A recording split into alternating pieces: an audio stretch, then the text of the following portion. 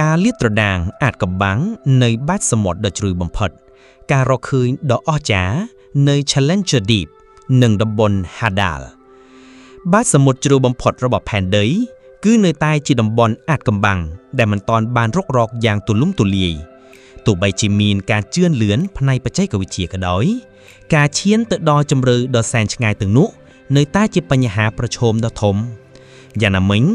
រាល់បេសកកម្មដែលបានទៅដល់តំបន់ Hadal បាទគឺតំបន់ដែលមានជម្រៅជ្រៅជាង 6,000 ម៉ែត្រជាពិសេស Challenger Deep នៅក្នុង Mariana Trench បានលាតត្រដាងនៅអាថ៌កំបាំងដ៏គួរឲ្យភ្ញាក់ផ្អើលជាច្រើនអំពីជីវិតនិងលក្ខខណ្ឌនៅទីនោះ Challenger Deep បាទគឺជាបេះដូងនៃភាពជ្រៅបំផុត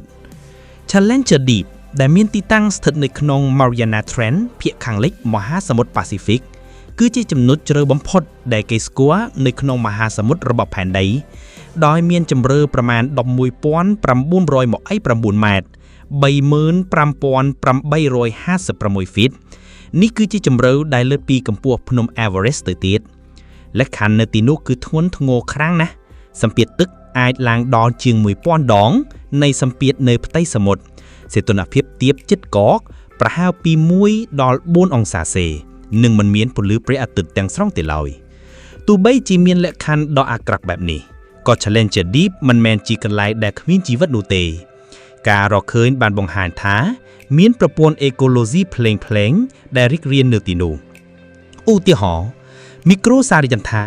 ក្រុមអ្នកវិទ្យាសាស្ត្របានរកឃើញបាក់តេរីនិង Archaea ដែលអាចរស់បានក្នុងសម្ពាធខ្ពស់និងប្រើប្រាស់សារធាតុគីមីពីបាតសមុទ្រជាប្រភពថាមពលជំនួសឲ្យពន្លឺព្រះអាទិត្យការរកឃើញនេះបានបង្ហាញថាជីវិតអាចរស់បានក្នុងលក្ខខណ្ឌធ្ងន់ធ្ងរដែលមិននឹកស្មានដល់ទាំងសោះសត្វគ្មឿនឆ្អឹងកង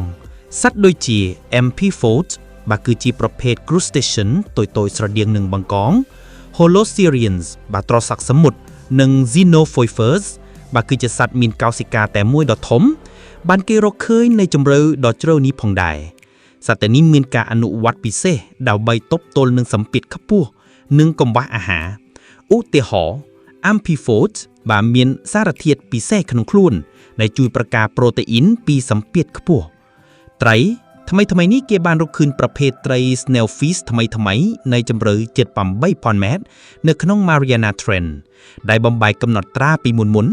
ត្រីនេះមានរចនាសម្ព័ន្ធឆ្អឹងទន់និងមិនមានស្រកាដែលជួយឲ្យពួកវាសម្រាប់ទួទៅនឹងសម្ពាធខ្ពស់តំបន់ Hadal អាណាចក្រដែលលើកកំបាំង Challenger Deep គឺជាផ្នែកមួយនៃតំបន់ Hadal ដែលជាឈ្មោះទូទៅសម្រាប់ជ្រក់សមុទ្រជ្រៅបំផុតរបស់ពិភពលោកមានជ្រោះ Hadal ប្រហែល 33 កន្លែងនៅទូទាំងពិភពលោកភាគច្រើនស្ថិតនៅក្នុងមហាសមុទ្រប៉ាស៊ីហ្វិកការសិក្សាតំបន់ Hadal បានបង្ហាញនូវការរកឃើញសំខាន់ជាច្រើន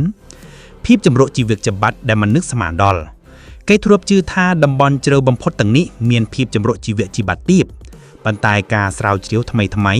បានបង្ហាញថាមានប្រភេទសត្វប្លែងជាច្រើនដែលមិនទាន់បានគេស្គាល់នៅទីនោះ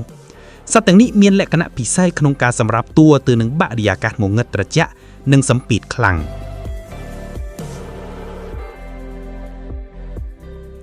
លំហជីវធាតុ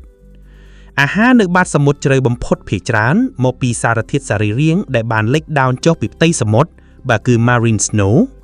ក្រុមវិទ្យាសាស្ត្របានរកឃើញថាមានលំហជីវធាតុច្រើនជាងការរំពឹងទុកដែលទ្រទ្រង់ប្រព័ន្ធអេកូឡូស៊ីនៅទីនោះការបំពុលការរកឃើញដ៏គួរឲ្យសោកស្ដាយគឺវត្តមាននៃសារធាតុបំពុលដែលមនុស្សបង្កើតឡើងដូចជាផ្លាស្ទិកនិងសារធាតុគីមីបាទ PCB បាទគឺ Polychloronitrate biphenyl នៅជម្រៅដ៏ជ្រៅបំផុតទាំងនេះផងដែរនេះបានបង្ហាញថាការបំពុលរបស់មនុស្សបានជះឥទ្ធិពលដល់ជ្រុងដាច់ស្រងាយរបស់ផ្លែដីយើងភាពធន់នៃជីវិតសត្វដែលរស់នៅតំបន់ Hadal បង្ហាញពីភាពធន់មិនគួរឲ្យជឿឡើយពួកវាមានយន្តការពិសេសដើម្បីទប់ទល់នឹងលក្ខខណ្ឌដ៏អាក្រក់និងខ្លះទៀតក៏អាចរស់បានដោយមិនមានពន្លឺនិងអុកស៊ីសែនទៀតផងការសិក្សាអំពីយន្តការទាំងនេះអាចផ្ដល់ជាគំនិតថ្មីសម្រាប់វិស័យវេជ្ជសាស្ត្រនិងបច្ចេកវិទ្យាភូមិសាស្ត្រអាទៀមតំបន់ Hadal ស្ថិតនៅត្រង់ចំណុចប្រសព្វនៃបណ្ឌទ្វីបទាំង3សារធាតុដែលបណ្ដាលឲ្យមានសកម្មភាពតំបន់ Hadal ទៀម โดยជាការរកបាត់សមុទ្រជ្រៅបំផុតមានសារៈសំខាន់ខ្លាំងជាងឬឆេរជាច្រើនសមុទ្រមួយចំនួនស្វែងរកគេរកឃើញផងដែរដែលអាចត្រួតត្រងប្រព័ន្ធអេកូឡូស៊ីកំណត់នៃជីវិតនិងរបៀបដែលសត្វអាចសម្រាប់តួទៅនឹងបរិយាកាសធ្ងន់ធ្ងរការរកឃើញទាំងនេះអាចផ្ដល់ជាគំនិតអំពីលទ្ធភាពនៃជីវិតនៅផ្លែដីផ្សេងទៀតស្វែងរកឱសថថ្មីសារពាង្គកាយដែលរស់នៅតំបន់ហាដាលមានសមាសធាតុគីមីប្លែកៗដែលមានសក្តានុពលសម្រាប់អភិវឌ្ឍឱសថថ្មីដូចជាថ្នាំអង់ទីប៊ីយ៉ូទិកឬសមាសធាតុប្រឆាំងជំងឺមហារីក